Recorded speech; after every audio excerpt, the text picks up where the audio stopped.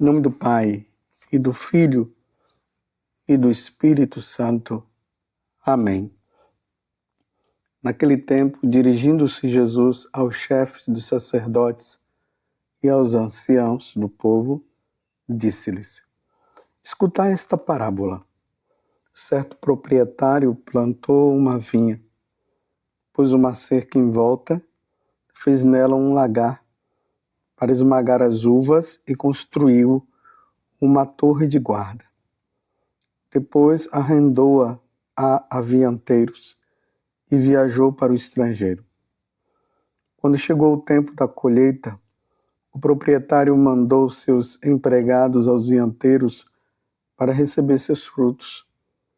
Os vinhateiros, porém, agarraram os empregados, espancaram a um, mataram a outro e ao terceiro apedrejaram. O proprietário mandou de novo outros empregados, em maior número do que os primeiros, mas eles os trataram da mesma forma. Finalmente, o proprietário enviou-lhes o seu filho, pensando: ao meu filho eles vão respeitar. Os vinhateiros, porém, ao verem o filho, disseram entre si: este é o herdeiro. Vinde, vamos matá-lo e tomar posse da sua herança. Então, agarraram o filho, jogaram-no para fora da vinha e mataram. Pois bem, quando o dono da vinha voltar, que fará com esses vinhateiros? Os sumos sacerdotes e os anciãos do povo responderam: com certeza mandará matar de modo violento esses perversos e arrendará a vinha a outros vinhateiros, que lhe entregarão os frutos no tempo certo. Então Jesus lhes disse: vós nunca lestes nas Escrituras? A pedra que os construtores rejeitaram tornou-se a pedra angular, e isto foi feito pelo Senhor e é maravilhoso aos nossos olhos. Por isso eu vos digo: o reino de Deus vos será tirado e será entregue a um povo que produzirá frutos. Os sumos sacerdotes e fariseus ouviram as parábolas de Jesus e compreenderam que estava falando deles. Procuraram prendê-lo, mas ficaram com medo das multidões, pois elas consideravam Jesus um profeta. Palavra da salvação. Glória a vós, Senhor. Meus irmãos e minhas irmãs, continuamos nesse tempo quaresmal, nos observando. O ponto fundamental do tempo da quaresma é nos observar. Não é tanto a questão da penitência, que eu tenho que fazer isso, que eu tenho que fazer aquilo, porque as pessoas às vezes param somente na questão das penitências, mas não mudam de vida.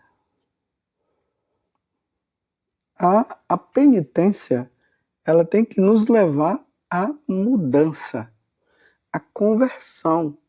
Senão, são práticas que se farão durante os 40 dias e depois ficarão esquecidas para a próxima quaresma fazer de novo. É um tempo de revisão. Como estou no meu relacionamento com Deus, aonde eu preciso melhorar.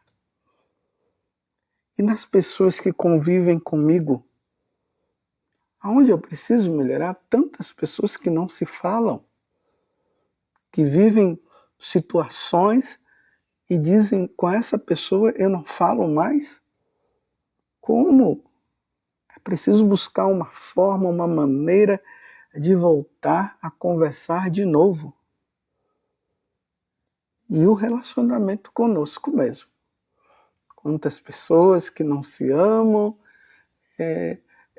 só vive ninguém me ama, ninguém me quer, e eu não deveria ter nascido. Tudo isso precisa ser colocado neste tempo para uma revisão de vida. Nós acabamos de ouvir essa parábola. Quem já conhece a Sagrada Escritura, que tem o hábito de ler os evangelhos e tudo, aqui nós percebemos muito bem toda a história da salvação que acontece por meio de nosso Senhor Jesus Cristo. A vinha é Israel, e aí nós ouvimos toda a parábola em volta dessa vinha, e que aqueles que estavam ali tomaram a decisão de destruir, de matar o dono da vinha. Nós vemos ali que é o próprio Jesus. E aí, na parábola, Jesus conta que uma vez que fizeram isso, todo o lucro, tudo que seriam os frutos recebidos, vão dar agora para um novo povo. E aí nós vemos que são os pagãos. E num olhar mais assim espiritual, nós vamos ver que essa vinha agora é a igreja. E precisamos tomar cuidado para que essa salvação que foi dada agora por meio de Jesus e as pessoas que se converteram, que foram batizadas e estão dentro aí da Igreja Católica, tomar cuidado para não perder o seu lugar.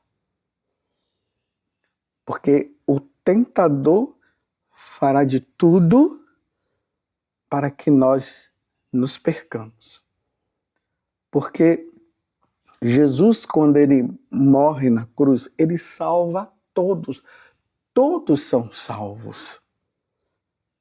Mas essa salvação é adquirida na conversão diária, na mudança, no desejo de ser de Deus, no desejo de fazer a vontade de Deus. É aí que está a salvação. Mas vocês viram, Jesus conta esta parábola para os chefes dos sacerdotes e os anciãos do povo. Eles não estavam numa caminhada muito boa, não. Jesus conta esta parábola para que eles pudessem ouvir, ouvindo eles pudessem reconhecer que eles eram as pessoas em foco naquele momento e que eles precisariam mudar de vida. Tanto que eles mesmos deram a resposta. Eles deram a resposta certa.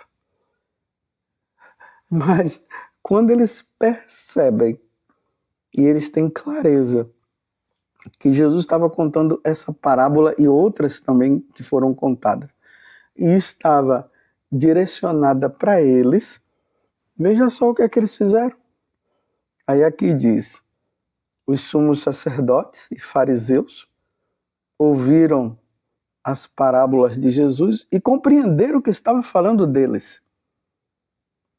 Procuraram prendê-lo, mas ficaram com medo das multidões, pois elas consideravam Jesus um profeta. Meus irmãos, entendamos bem uma coisa. Deus, quando ele fala a nós, Deus nunca fala na intenção de acusar, para denegrir a imagem da pessoa, para colocá-la para baixo. Não, quando Deus fala, a intenção dele é de que haja mudança de vida, porque muitas vezes nós estamos tão envolvidos no pecado que nós não conseguimos mais enxergá-lo. Então, nosso Senhor vem e diz, olha, isso que você está fazendo está errado, você precisa mudar de rota, você precisa mudar essa maneira de pensar, você precisa agora se voltar para este caminho, porque este caminho é que salva. É neste sentido que nosso Senhor está falando. Mas quando se fecha o coração, eles fecharam o coração. Era para eles chegarem e dizerem assim: obrigado, Senhor. O Senhor me alertou. Vou mudar. Não quero mais viver esse tipo de vida. Não, eles fecham o coração e agora vem com o propósito do quê? De matar Jesus. Por quê? Porque Jesus estava falando para eles que eles estavam errados, que eles precisavam mudar. Aqui vem a pergunta, meus irmãos. Neste tempo de Quaresma, quando as pessoas falam para você alguma situação errada que você está, e é justamente uma situação que poderá levar você à condenação eterna, qual é a sua reação? Você se justifica? Aí você começa a ficar falando, você é um homofóbico? Aí você começa a dizer, você é um preconceituoso? Você está me julgando? Tudo isso para permanecer foi essa atitude. E é triste porque Jesus diz que uma vez que eles rejeitaram essa correção, a salvação de nosso Senhor, a salvação é tirada deles para dar para outros. Então, meus irmãos, Deus salva a todos, mas a salvação é individual, porque a resposta vai se dando individualmente. Eles não aceitaram. A minha salvação e a tua não pode ser ocupada por outras pessoas, não. Você está entendendo? Louve, bendiga, glorifique a Deus quando alguém te corrige. Padre José Augusto se alegre quando alguém corrige o Senhor. Você deve dar um abraço nessa pessoa e agradecer. Muito obrigado por você ter me corrigido. Não fechar o coração.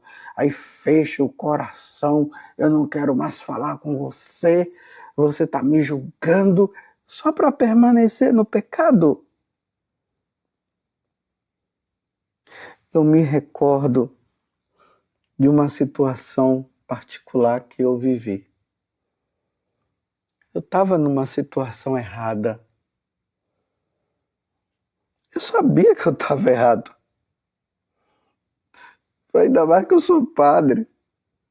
Mas interiormente ficava me justificando naquela situação para continuar no erro.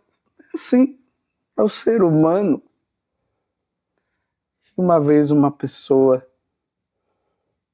ela com muita caridade, ela me corrigiu. Foi duro ter que ouvir todas aquelas palavras que a pessoa dirigia para mim naquele momento. E é importante que aquela pessoa que estava conversando comigo tinha um crucifixo atrás dela. E enquanto ela falava, e eu ouvia aquelas palavras duras, e que eu sabia que eram verdadeiras, e que eu sabia que eu precisava mudar, e eu no fundo, não estava querendo mudar, me justificando. Eu olhava para o crucifixo e via o quanto que Jesus tinha feito por mim, e eu estava brincando com a minha salvação. Depois de eu ter ouvido a correção, eu fiquei calado ali um pouco, depois agradeci a pessoa. Não foi fácil, porque o coração orgulhoso não quer ceder, é assim. Mas eu agradeci e voltei, vim embora envergonhado. Na verdade, eu estava envergonhado, mas ao mesmo tempo satisfeito por tudo que o Senhor tinha feito. Outro dia encontrei com aquela pessoa e ela perguntou para mim como é que eu estava. Eu disse, não, eu estou bem e quero dizer que eu quero te agradecer por tudo que você falou para mim. Te agradeço. E não pense que eu estou com raiva de você, não. Eu não estou com raiva de você. Mas no fundo, eu estava envergonhado, humilhado. Mas, meus irmãos, a partir daquele dia, eu saí desta situação. E não quero viver mais nenhuma situação, nada disso, não quero. Eu quero o céu, meus irmãos. Eu quero o céu. Eu quero o céu. Você está entendendo o que essa parábola está mostrando? Jesus está falando para os chefes dos sacerdotes. Olha, os chefes dos sacerdotes e os anciãos. Os chefes dos sacerdotes e os anciãos, homens de exemplo, que estavam numa vida errada. E Jesus alerta. E eles sabem que estavam errados, sabiam que o conteúdo daquela parábola se dirigia a eles. Eles deram a resposta correta, mas quiseram ficar com o coração fechado e por isso é melhor eliminar Jesus para que ninguém fale mais. Eu pergunto para você, nós estamos nesse tempo de reflexão. Aonde você precisa mudar? Sabendo que você precisa mudar e por que você não muda? Por que você continua enrolado nas garras de Satanás e sendo manipulado por Satanás e talvez dizendo Deus é misericórdia, Deus não vai levar em conta para você continuar nesta vida errada e perder sua salvação e outros ganham e você perde. Santa Teresa d'Ávila, já na vida religiosa, depois de um tempo ela viu o quanto que ela estava errada e ela mudou. E lutou por uma vida santa e chegou à santidade. Ela não ia permitir jamais que a salvação que nosso Senhor tinha dado para ela fosse dado para outra pessoa e ela perder. Reflita aonde você está caminhando e está no erro. E você ouve esta pregação, você ouve aquela pregação, e você sabe que você precisa mudar, e você não sai, você não quer sair, você quer permanecer iludido com essa história de misericórdia, que Deus é amor e tudo mais, e que ninguém pode te julgar, realmente ninguém pode te julgar, só Deus pode te julgar. E o pior é quando Deus sabe de tudo. E Deus sabe de tudo. Não perca a sua salvação. Eu repito, não perca a sua salvação.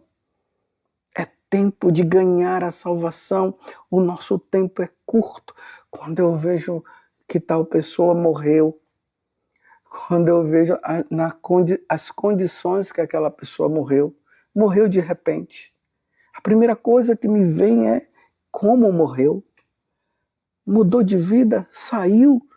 Ou continuou? Está no céu? Agora? No purgatório ou está no inferno? Brincou? Não brinquemos, meus irmãos.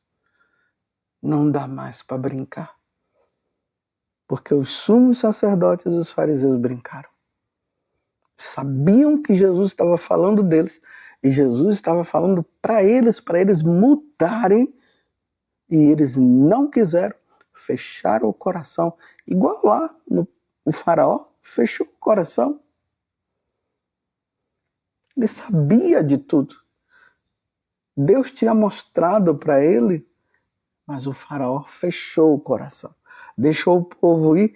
Quando ele viu que o povo já estava muito distante, ele disse, o que é que eu estou fazendo? Aí, fechou o coração. Tá vendo? O que é que eu estou fazendo? Não vou deixar eles irem embora não. E foi atrás. E aí ele viu o que aconteceu, né? O povo passou pelo mar, a pé enxuto, e na hora que ele foi passar para pegar o povo, ele foi devorado pelo mar e morreu com os seus cavalos e os seus cavaleiros. Meus irmãos, é tempo de quaresma, é tempo de mudança. Se alguém te corrigir e você verdadeiramente estiver errado, acolha a correção, mude de vida. É tempo de salvação. É um momento propício para a mudança de vida. E aí eu termino dizendo de que adianta jejuns e penitências se não muda de vida, como o próprio Deus falou no Antigo Testamento. Estou farto das suas penitências, mas vocês não mudam de vida? E é preciso mudar. Ó Virgem Santíssima, não permitais que eu viva e nem morra em pecado mortal. Em pecado mortal eu não hei de morrer, porque a Virgem Santíssima há de me valer. Valei-me, Virgem Santíssima. Louvado seja nosso Senhor Jesus Cristo, para sempre seja louvado, e a sua mãe, Maria Santíssima.